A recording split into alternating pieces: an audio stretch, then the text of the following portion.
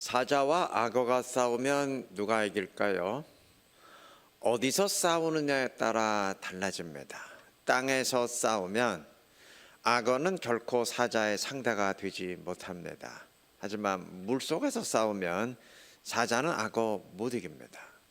토끼와 거북이 이야기 다 아실 텐데, 동화에서는 거북이가 토끼를 이겼지만 그거는 토끼가 방심하고 낮잠을 잤기 때문이지, 토끼가 정신 차리고 싸우면 거북이는 결코 토끼 못 이깁니다. 근데 거북이가 이기는 방법이 딱 하나 있죠. 다들 아시죠?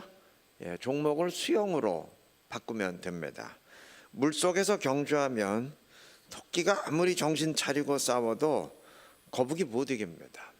거북이가 낮잠을 자도 토끼가 못 이깁니다. 즉, 어디서 싸우느냐 하는 것이 승패를 결정짓는 절대 요인입니다. 이거는 우리가 싸울 영적 싸움의 경우도 마찬가지입니다. 그리스도인의 삶과 신앙생활은 그 자체가 우리를 무너뜨리고 탈락시키려는 사단과의 싸움입니다. 우리는 이 싸움 싸워야 됩니다. 회피해서는 안 되고 싸워야 됩니다. 디모데전서 6장 12절이 말합니다. 믿음의 선한 싸움을 싸우라, 영생을 취하라. 에베소서 6장 11절과 12절도 말합니다. 마귀의 간계를 능히 대적하기 위하여 하나님의 전신갑주를 입으라. 우리의 씨름은, 즉 싸움은 혈과 육을 상대하는 것이 아니요 이 어둠의 세상 주관자들과 하늘에 있는 악의 영들을 상대함이라. 분명히 선포합니다. 우리는 이 싸움 싸우고 반드시 이겨야 됩니다. 다시 말해서 불순종하게 만들려는 사단을 이기고 순종해야 됩니다. 신앙생활의 열매를 맺어야 됩니다. 이거 말만 바꿔 말했을 뿐 다 같은 의미인데, 이 싸움의 승패는 어디서 싸우느냐에 따라 결정됩니다.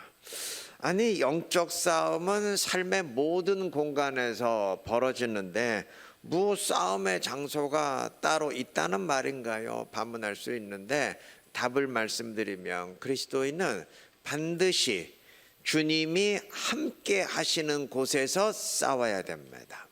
하나님이 계시는 곳은 거룩한데 그리스도는 반드시 하나님이 계시는 거룩한 곳에서 싸워야 됩니다.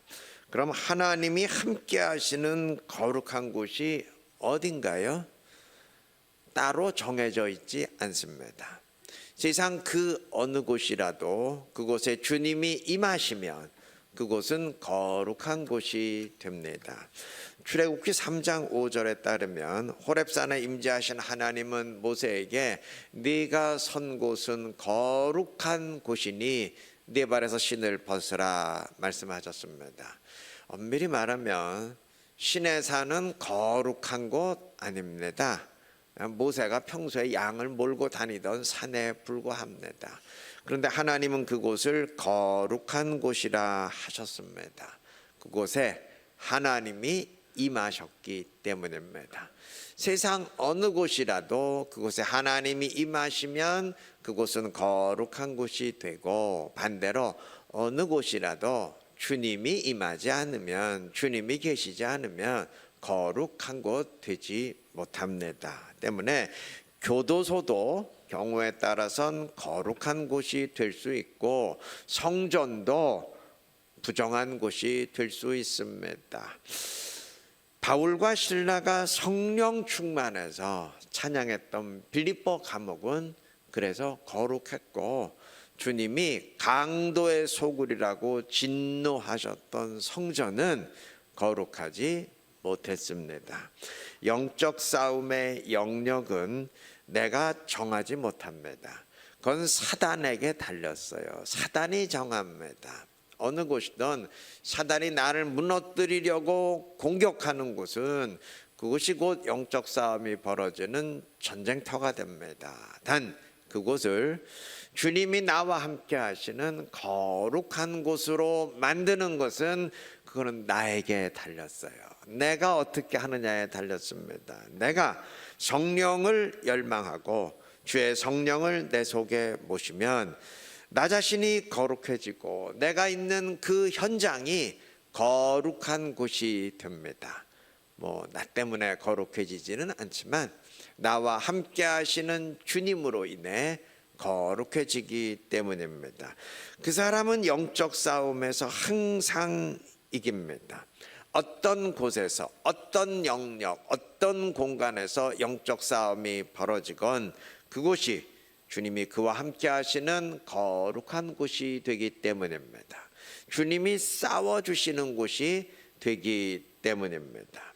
성경은 이스라엘의 전쟁을 끊임없이 증언하는데 모든 전쟁을 관통하는 불변의 진리가 있습니다. 그것은 그 전쟁을 하나님이 싸워주시는 전쟁으로 만들면 이스라엘은 예외 없이 승리했습니다. 우리의 영적 싸움에 그대로 적용되는 원리입니다. 사자는 땅에서 싸워야 되고 악어는 물에서 싸워야 되고 독수리는 하늘에서 싸워야 한다면 우리 그리스도인들은 주님이 함께 하시는 곳에서 싸워야 됩니다. 더 정확히 말하면 반드시 성령이 거하는 사람이 됨으로써 내가 영적 싸움을 벌이는 그곳을 주님이 함께 하시는 현장으로 만들어야 됩니다. 성령을 모심으로 싸움의 현장을 주님이 함께 하시는 현장으로, 주님이 싸워주시는 현장으로 만드시기를 바랍니다. 그래서 싸움의 승리를 통해서 주의 말씀대로 순종하며 주님을 영화롭게 하는 지혜롭고 복된 우리 모두 되시기를 바랍니다. 영적 싸움의 승리를 위해서 반드시 성령을 모신 사람이 되어야 하는 이유는 우리 인간이 지닌 어쩔 수 없는 한계 때문입니다. 사단의 모든 공격은 내 안에 그 죄의 본성을 통해서 다가오는데 이걸 이겨내는 게 인간으로선 역부족이에요. 안 됩니다. 죄의 본성이 이겨요. 사단이 이깁니다. 로마서 7장이 그것을 한탄하며 탄식합니다. 먼저 7장 15절이 말합니다. 내가 원하는 것은 행하지 아니하고 도리어 미워하는 것을 행함이라. 내 뜻대로 안 된다는 얘기죠. 그 다음 18절이 또 말합니다. 원함은 내게 있으나 선을 행하는 것은 없노라. 그 다음에 19절이 이어서 말합니다. 내가 원하는 바 선은 행하지 아니하고 도리어 원하지 아니하는 바 악을 행하는도다. 죄의 본성이 이겨요. 죄의 본성을 통해서 공격하는 사단이 이깁니다. 다시 말하면 내가 영적 싸움에서 패배하고 불순종합니다. 이 인간이 지닌 어쩔 수 없는 한계예요. 우리가 하나님의 자녀지만 아직 죄인이기 때문입니다. 하나님의 자녀인 나는 선을 행하려고 하는데 죄의 본성을 지닌 죄인된 나는 사단을 따르려고 해요. 근데 그 싸움에서 죄의 본성이 이겨요. 그러면 어떻게 해야 되느냐? 절망만 해야 되느냐? 아니에요. 그 다음 로마서 8장은 승리의 비결을 선포합니다. 성령과 함께하는 사람은 죄의 본성을 이기고 순종하게 됩니다. 8장 1절과 2절이 선포합니다. 그러므로 이제 그리스도 예수 안에 있는 자에게는 결코 정죄함이 없나니 이는 그리스도 예수 안에 있는 생명의 성령의 법이 죄와 사망의 법에서 너를 해방하였음이라. 여기 죄와 사망의 법 그리고 생명의 성령의 법이 대조됐어요. 말이 좀 어렵게 됐는데 그냥 쉽게 생각하시면 됩니다. 죄인인 인간에게 하나님의 법은 사망의 법에 불과합니다. 순종하지 못해서 사망으로 향하기 때문입니다. 하지만 성령이 임한 자에겐 하나님의 법이 생명의 법이 됩니다. 순종을 통해 생명으로 향하기 때문입니다. 8장 4절이 그것을 말합니다. 육신을 따르지 않고, 우리 다 같이 한번 읽어보겠습니다. 같이 읽습니다. 육신을 따르지 않고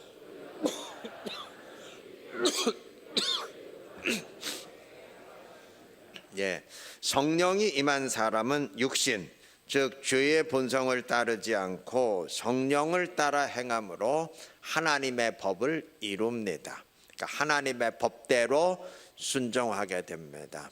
그 이유를 8장 9절이 선포합니다. 만일 너희 속에 하나님의 영이 거하시면, 성령이 내 안에 계시면 너희가 육신에 있지 않고 영에 있나니. 좀 말이 어려운데요, 이 구절이 무슨 의미인지 영어 성경이 명쾌하게 전달합니다. 만일 너희 속에 하나님의 영이 거하시면 너희가 sinful nature, 죄의 본성에 의해 컨트롤 당하지 아니하고 성령에 의해 컨트롤 당하게 되나니. 다시 말하면 성령에 의해 지배당하게 되나니 선포했습니다. 여러분, 성령이 내 안에 거하면 죄의 본성의 지배에서 벗어납니다. 다시 말해 영적 싸움을 패배하게 만들었던 원인이 해결됩니다. 패배의 원인이 해결되었으니 이제 승리하지 않겠습니까? 그러니까 영적 싸움 이기기 위해서 반드시 성령과 함께 해야 하는 이유입니다. 마틴 루터가 작사 작곡한 것으로 유명한 찬송 585장 내 주는 강한 성이요, 다 아시죠? 그 2절은 이렇게 노래합니다. 내 힘만 의지할 때는 패할 수밖에 없도다. 힘있는 장수 나와서 날 대신하여 싸우네. 이 장수 누군가? 주 예수 그리스도 만군의 주로다. 당할 자 누구랴? 반드시 이기리로다. 여러분, 이 가사 그대로예요. 나 혼자 싸우면 안 됩니다. 집니다. 예수 믿는 사람이라고 자동적으로 죄의 본성이 있고 죄인된 나를 이기는 거 아닙니다. 실상은 정반대입니다. 주의 성령이 내 안에 계셔야 됩니다. 그때 승리합니다. 어떤 곳에서 영적 싸움이 벌어지건 그곳이 주님이 나와 함께 하시는 거룩한 곳이 되기 때문입니다. 주님이 싸워주시기 때문입니다. 선승구전이라는 말 아실 겁니다. 손무의 손자병법에 나오는 말인데 손무는 이렇게 말합니다. 승리하는 군대는 먼저 이길 수 있는 조건을 갖춘 다음에 싸우고, 패배하는 군대는 먼저 싸움을 시작한 뒤에 이기려 한다. 맞는 말이죠. 영적 싸움도 정확히 마찬가지여서 먼저 이길 수 있는 조건을 갖춰놓고 싸워야 됩니다. 아니, 먼저 이겨놓고 싸워야 됩니다. 그 비결은 이미 말씀드렸습니다. 주님과 함께 해야 됩니다. 성령을 내 안에 모시고 주의 성령과 함께 하셔야 됩니다. 그러면 그건 이겨놓고 싸우는 싸움이 됩니다. 신앙생활 혼자 하지 마시고, 영적 싸움 혼자 싸우지 마시고 주님과 함께 하시기를 바랍니다. 먼저 이겨놓고 영적 싸움 싸우시기를 바랍니다. 그래서 싸움의 승리를 통해서 늘 주의 법대로 순종하며 주님의 기쁨이 되고 주님을 영화롭게 하는 지혜롭고 신실한 우리 모두 되시기를 바랍니다. 그리스도인은 성령과 함께함으로 영적 싸움에서 이깁니다. 다른 말로 하면 성령과 함께함으로 순종합니다. 주님과 함께함으로 신앙생활의 열매를 맺습니다. 이거 말만 다를 뿐 다 같은 의미라고 말씀드렸는데, 여러분, 이 원리는 성령으로 순종하고 성령으로 승리하는 원리는 이건 신약 시대에 불쑥 제시된 것이 아니고 이미 구약 시대 때부터 분명히 예고되었던 일입니다. 여러분, 구약 시대와 신약 시대는 어떻게 구분되나요? 뭘로 나뉘나요? 물론 예수님으로 나뉘는데 이게 어떻게 나뉘느냐? 여러분 구약 신약 할 때 그 약은 언약이라는 말입니다. 약속, 언약이라고 할 때의 약자입니다. 말 그대로 구약은 옛 언약, 신약은 새 언약입니다. 그러니까 구약 시대와 신약 시대는 말 그대로 옛 언약과 새 언약 시대로 나뉩니다. 옛 언약을 받은 구 이스라엘과 새 언약을 받은 우리 새로운 이스라엘, 영적 이스라엘의 시대로 나뉩니다. 하나님과 그의 택한 백성은 항상 언약에 의해서 관계가 맺어집니다. 하나님은 그의 백성을 출애굽시켜서 이스라엘 나라를 시작하신 뒤 그들과 언약을 맺으셨습니다. 출애굽기 24장 7절과 8절이 말합니다. 언약서를 가져다가 백성에게 낭독하여 듣게 하니 그들이 이르되 여호와의 모든 말씀을 우리가 준행하리이다. 모세가 그 피를 가지고 백성에게 뿌리며 이르되 이는 여호와께서 이 모든 말씀에 대하여 너희와 세우신 언약의 피니라. 자, 백성들은 하나님 앞에서 이 모든 말씀대로 준행하겠습니다 약속을 하면서 하나님과 언약을 체결했습니다. 이 언약은 시내산에서 맺어졌는데 이후 하나님은 이 언약을 모압 평지에서 그리고 세겜에서 다시 한번 확인해 주셨습니다. 언약의 내용은 간단해요. 하나님이 이들의 하나님이 되시고 그리고 이들은 하나님의 백성이 되겠습니다 하는 내용이에요. 이게 뭘 의미하냐면 하나님은 이스라엘의 하나님이 되어주셔서 이들을 끝까지 책임지십니다. 나 오늘부터 너희 하나님 안 해. 이게 아니고 끝까지 이들과 함께하며 책임져 주세요. 하나님이 언약을 깨는 일은 없어요. 근데 문제는 이스라엘이에요. 이스라엘은 이에 상응해서 하나님의 백성이 되어야 합니다.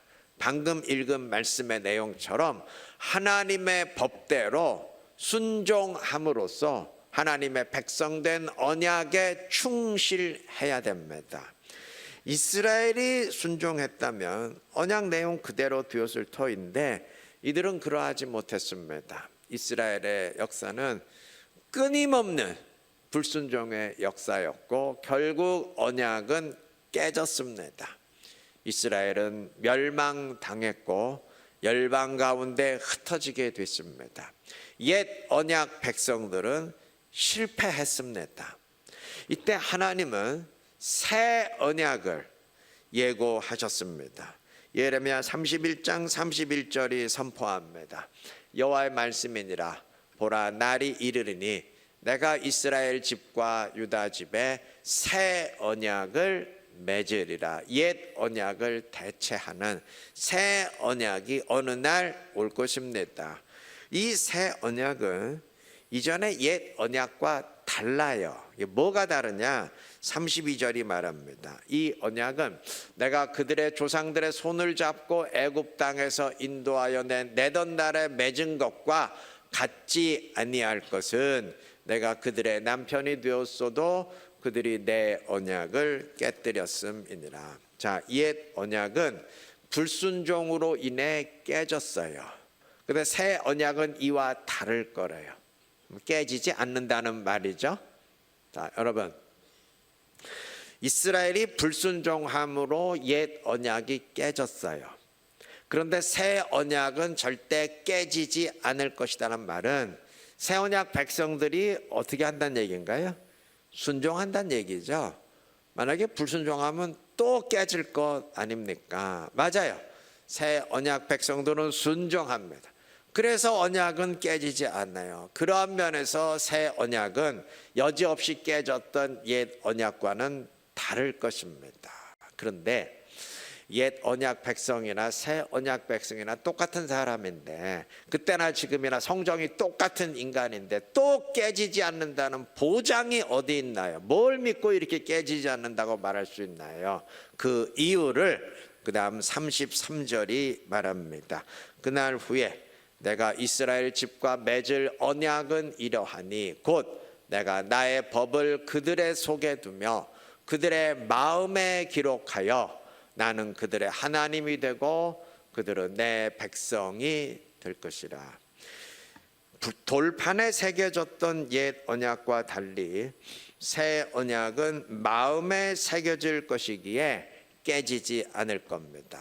다시 말하면 이들의 마음에 새겨진다는 말은 이들의 마음이 언약에 합당하게 될 것이라는 말입니다. 즉 악한 마음, 굳은 마음, 불순종의 마음, 죄의 본성의 마음 다 사라지고 순종의 마음이 될 것이라는 말입니다.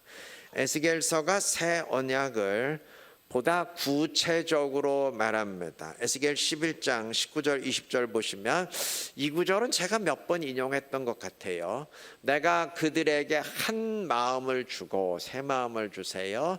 또 그 속에 새 영을 주며 성령을 주십니다. 그래서 그 몸에서 돌 같은 마음 제거하고 살처럼 부드러운 마음을 주어 내 율례를 따르며 내 규례를 지켜 행하게 하리니, 말씀대로 순종하게 하리니 그들은 내 백성이 되고 나는 그들의 하나님이 되리라. 언약이 맺어진다는 얘기죠. 정리하면 하나님은 이들에게서 돌 같은 마음, 불순종의 마음, 딱딱한 마음 다 제거하세요. 그리고 새 마음을 주시고 새 영, 즉 성령을 주심으로 하나님을 순종하게 하십니다. 그럼으로써 하나님은 이들의 하나님이 되시고 이들은 하나님의 백성이 되는 새 언약이 맺어질 것입니다. 에스겔서 36장 이를 다시 말합니다. 36장 26절 20절 보시면 또 새 영을, 성령을 너희 속에 두고 새 마음을 너희에게 주되 너희 육신에서 굳은 마음 제거하고 부드러운 마음을 줄 것이며 또 내 영을, 성령을 너희 속에 두어 너희로 내 율례를 행하게 하리니 너희가 내 규례를 지켜 행할지라, 순종하게 될지라, 그 말이죠. 하나님이 성령과 새 마음을 주심으로 이들이 말씀대로 순종하게 하실 겁니다. 여러분, 인간이 영적 싸움에서 패배하고 불순종하는 건 죄의 본성 때문이라 그랬죠. 그러니까 옛 이스라엘이 실패했던 건 굳은 마음, 돌 같은 마음, 다시 말하면 죄의 본성 때문이에요. 근데 주님이 성령을 이들 마음에 주셔서 돌 같은 마음 제거하신대요.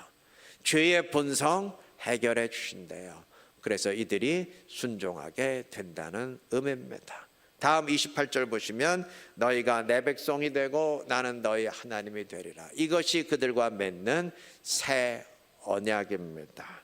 구약 백성들은 불순종하며 실패했지만 신약, 즉 새 언약의 백성들은 순종에 성공하게 됩니다. 하나님이 내 속에 성령으로 오심으로써 새 마음으로 순종하게 하시기 때문입니다.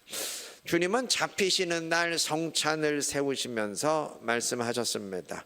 마태복음 26장 28절, 이것은 죄사함을 얻게 하려고 많은 사람을 위하여 흘리는 바 나의 피 곧 언약의 피니라. 옛 언약은 짐승의 피로 맺어졌지만 이제 새 언약은 그리스도의 십자가 피로 맺어지게 됩니다. 우리는 다 그리스도의 피로 새 언약 백성이 된 사람들입니다. 여러분, 이게 뭘 의미하는지, 새 언약의 백성이 되었다는 게 무엇을 의미하는지 똑똑히 기억하시기 바랍니다. 새 언약, 신약의 백성이 되었다는 것은 성령을 내 속에 모심으로 새 마음으로, 다시 말하면 불순종하게 만들었던 죄의 본성 사라지고 새 마음으로 순종하게 되었다는 것을 의미합니다. 성령을 모심으로 순종하는 것, 성령을 모심으로 영적 싸움 이기는 것, 이것이 새 언약의 내용이자 성취입니다.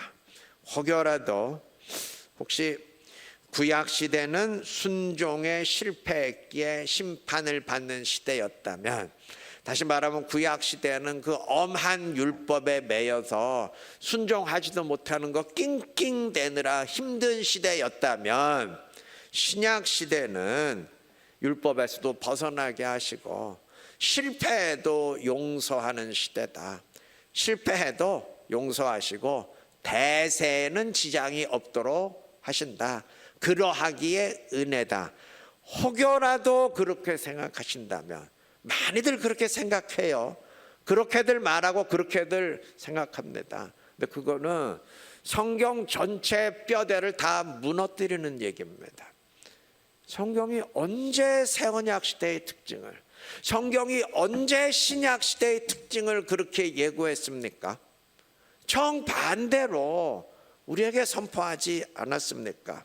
새 언약, 즉 신약 성도의 특징은 구약 백성들이 실패했던 순종에 성공하는 시대의 백성이라는 겁니다. 주의 성령이 내 속에 오심으로 영적 싸움 이기고 죄의 본성 이기고 순종하게 하시기 때문입니다. 그래서 은혜예요.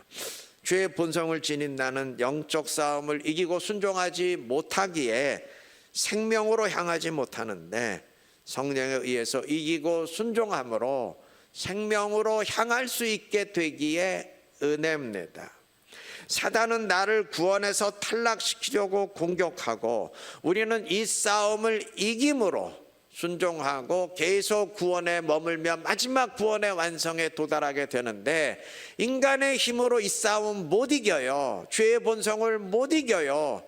그래서 구원을 유지하지 못하고 탈락할 운명에 처할 수밖에 없는데, 성령이 내 속에 오심으로 이기게 하시기에 순종함으로 결국 구원의 완성에 이르게 됩니다. 그러하기에 성령이 구원의 은혜가 되는 것입니다.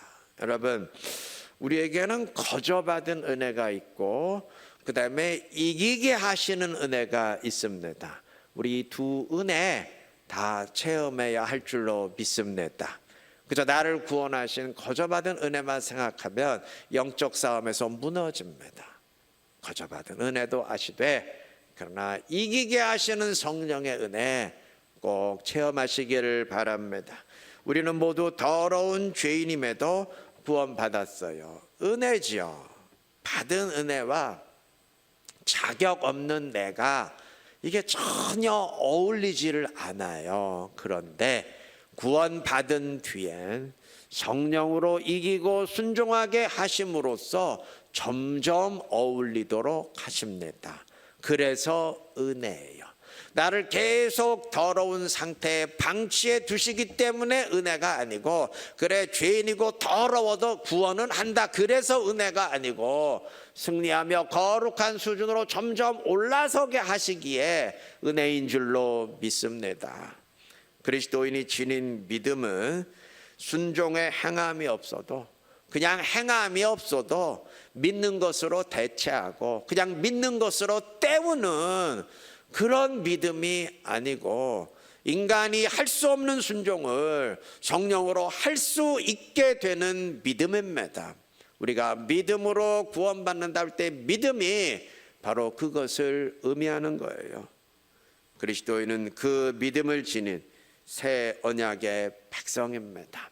영적 싸움 이기고 하나님의 법대로 순종하시기를 바랍니다.